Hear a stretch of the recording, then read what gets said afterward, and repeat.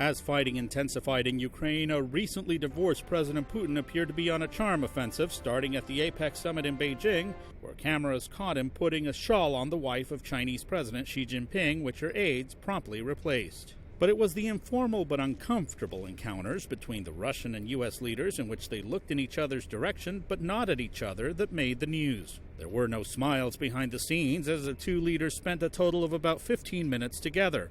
Ukraine topped the conversations. At the G20 in Brisbane, Mr. Obama did not waste the chance to further isolate Mr. Putin. There, the two leaders had more encounters. I would characterize them as typical of our interactions, which are businesslike and blunt.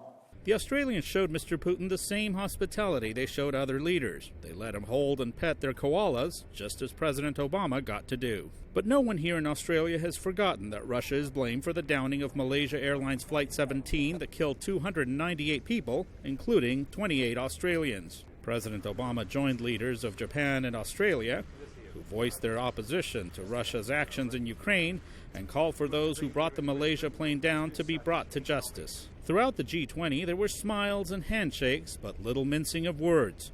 At a private meeting, Canada's Stephen Harper told Mr. Putin, "I guess I'll shake your hand, but I have only one thing to say to you. You need to get out of Ukraine." In his remarks Sunday, President Obama offered Mr. Putin a way back to better relations. My communications to him was no different than what I've said publicly, as well as what I've said to him privately over the course of this crisis in Ukraine.